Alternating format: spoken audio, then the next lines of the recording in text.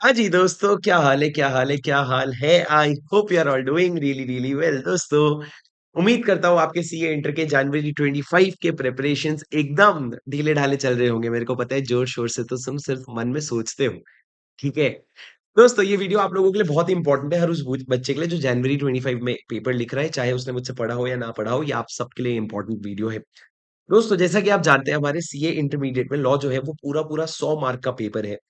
पिछले 2 अटेम्प्ट में देखने ये मिला है, मई 24 में पेपर ईज़ी आते हुए भी बच्चे स्कोर नहीं कर पाए क्योंकि उन्होंने पेपर चेकिंग डिफिकल्ट किया और वो आपसे बहुत ज़्यादा कॉन्सेप्ट्स और कंटेंट एक्सपेक्ट कर रहे थे और सितंबर का पेपर ही थोड़ा-सा ट्रिकी हो गया, जिसके बारे में मैं अलग से वीडियो लाके आपके साथ डिस्कस भी करूँगा। बट ये बताने का रीज़न ये है कि मेरे को बहुत सारे जनवरी 25 वाले बच्चों का मैसेज आ रहा है, जो अपने दोस्तों के लिए पूछ रहे हैं कि सर उसने क्लास नहीं लगाई है, उसने अभी रेगुलर बैच लेना चाहिए, एग्ज़ाम ओरिएंटेड लेना चाहिए कि उसने फास्ट ट्रैक रैपिड रिविज़न की तरफ जाना चाहिए। क्या आप हमको इसके ऊपर एक क्लैरिटी दे सकते हो? और सर यदि वो अभी एग्ज़ाम ओरिएंटेड करना चाहे तो इसमें आपका किस तरीके से सपोर्ट उनको मिल सकता है, जिससे वो बिना किसी प्रॉब्लम के, बिना किसी फ्रिक्शन के एकदम आराम से जो है कोर्स को खत्म कर सकें, ठीक है? अब सर सबसे पहली चीज़ हमको ये रियलाइज़ करनी है कि क्या आपके पास समय है? अगर मान लो आपके 6 सब्जेक्ट में से अगर आपके 3 सब्जेक्ट ऐसे हैं जो आप लोगों ने नहीं कर रखे हैं, तो क्या आपके पास समय है? Sir the answer is yes. आपके पास अभी भी थोड़ा-मोड़ा समय है। क्योंकि सर समझो, हमेशा जब भी बच्चा एक नॉर्मल सिनेरियो में प्रिपरेशन लीव में जाता है, तो वो 2 महीने के प्रिपरेशन लीव में जाता है। आप लोग जो हो, आप लोग ऑलरेडी प्रिपरेशन लीव स्टार्ट कर चुके हो। तो इतने प्रिपरेशन लीव की ज़रूरत नहीं होती है, 2 से ढाई महीना बहुत होता है, यानी कि मेरे पास ऑलमोस्ट नवंबर स्टार्ट तक का या नवंबर मिड तक का समय, पूरा अक्टूबर महीना मेरे पास है।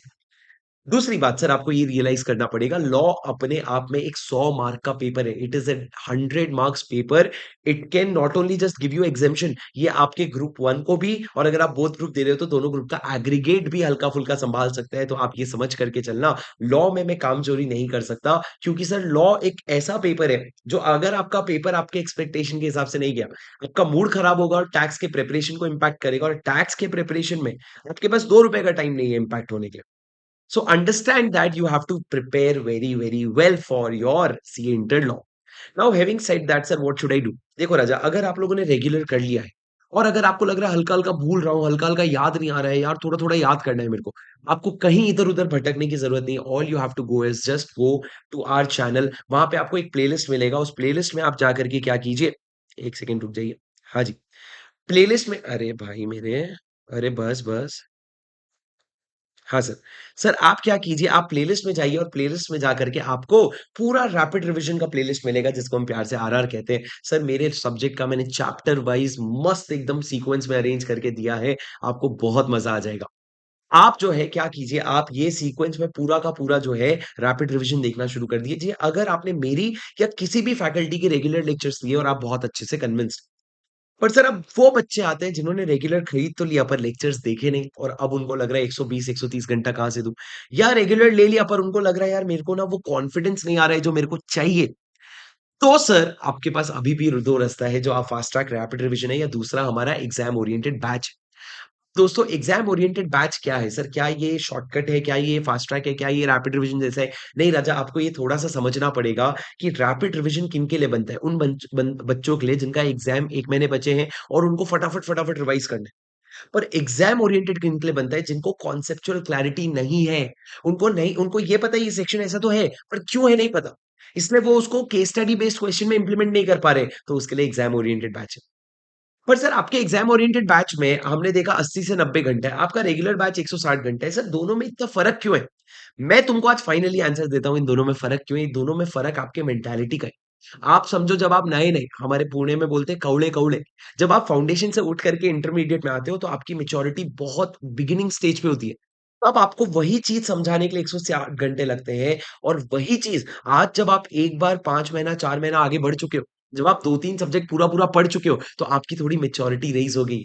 अब आपको ना इतना ज़्यादा घुस-घुस के बच्चों वाला एग्ज़ाम्पल देने की ज़रूरत नहीं है। अब आपको कॉन्सेप्ट एक बार में समझ आता है, बस कोई एक बार अच्छे से समझा दे, और वो एग्ज़ाम ओरिएंटेड। तो यूँ समझ लो कि रेगुलर में वो चीज़ों को जैसे 3 अलग-अलग तरीके से समझाया जाता था ताकि हर बच्चा समझ जाए, उसको यहाँ पे एक ही बेस्ट तरीके से समझाया जाएगा ताकि जो मैच्योर्ड वर्ज़न है आपका वो एक बार में समझ जाए। तो 90 आवर्स या 85 आवर्स मान लो एवरेज, मैं आपको एक चीज़ गारंटी देता हूँ, क्वेश्चन बैंक का 100% कवरेज है। 100% आईसीआई मॉड्यूल का कवरेज है। सर राइटिंग प्रैक्टिस में आप मेरे साथ-साथ डीपीक्यू लिखेंगे, जिसमें बेसिकली रोज़ एक क्वेश्चन लिखने का टारगेट होगा और सर आपके एमसीक्यूज़ भी अलग से कवर्ड होते हैं। और साथ में आपको रिविज़न ऑडियोज़ भी मिलते हैं, वही वाले जो रेगुलर बैच में होते हैं और आप अप्रॉक्सिमेटली अगर दिन में 1 लेक्चर भी देखेंगे, तो 30 दिन में खत्म कर दीजिएगा। और मैं आपको इसका एक डिटेल्ड शेड्यूल भी प्रोवाइड करूँगा, जैसा आप मेरे स्क्रीन पे देख सकते हैं।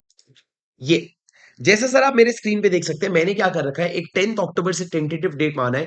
आप जब भी शुरू करोगे आप इसमें एक प्लस आप इसमें इसको अपने हिसाब से चेंज कर सकते हो। पर मैंने हर चैप्टर के बाजू में कौन-कौन सा आप देखोगे, कब देखोगे, कितना समय देखोगे, वो सब मैंने लिख करके दिया है। This is all that you need.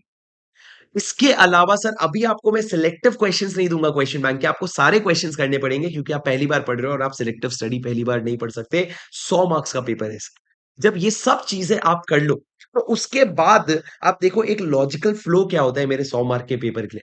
मैंने एग्ज़ाम ओरिएंटेड बैच किया या रेगुलर बैच किया, उसके बाद मैं आ जाऊँगा सीधा रैपिड रिविज़न पे। उसके साथ मैं आपको सुपर 50 और सुपर 100 दूँगा, उसके लिए मेरे को एमटीपी 1 और 2 का वेट करना पड़ेगा। और उसके बाद मैं आपका खुद आकर के जनवरी 25 वाले बच्चों के लिए प्यारा सा एक एमसीक्यू का डिस्कशन लेने वाला हूँ और मैं आपका आरटीपी और एमटीपी 1 और एमटीपी 2 करवा के मैं यहाँ तक रहूँगा सर आपके साथ और फिर मैं उसके बाद आपको ऐसे एग्ज़ाम हॉल में ऑल द बेस्ट बोल के ढकेल दूँगा। और जो मज़ा आ जाएगी तुमको सर, तुमको दिखेगा, वाह भाई! ये भी काम कर गया, वाह भाई! ये भी काम कर गया, वाह भाई! ये भी काम कर गया, वाह भाई! ये भी काम कर गया, ये ओहो हो! मज़े, मज़े। सब सब जगह से 15-20 मार्क बटोर के तुम लोग 70 की ओर बढ़ जाओगे। तो दोस्तों ये हम लोगों का पूरा स्ट्रैटेजी होने वाला है। Exam oriented batch is let me tell you as good as your regular batch only with more focus on understanding to the point so that we do not waste our time and we give 90 hours of effective study. ठीक है राजा, इस बात से मैं आपको ये वादा कर सकता हूँ कि आपके लॉ में 4 चाँद लग जाएँगे और आपके मार्क्स में बहुत ज़्यादा इंप्रूवमेंट होगा। But you will for that to happen, you will have to trust and try the process. ये आपका फुल्ली अमेंडेड है, आपको कोई टेंशन लेने की ज़रूरत नहीं है और इसके अलावा आपको कुछ भी डाउट्स होगा, तो मैं आप लोगों को एक ईमेल आईडी शेयर करूँगा जिसमें आप सारे डाउट्स भेजोगे और मैं सारे डाउट्स का आपको जवाब दे दूँगा। सर मैं आपको बता दूं एग्जाम ओरिएंटेड के साथ-साथ आपके 4 टेस्ट भी होते हैं जो आप अपने कन्वीनियंस पे दे सकते हो, जैसे-जैसे आपका चैप्टर खत्म होता जाए।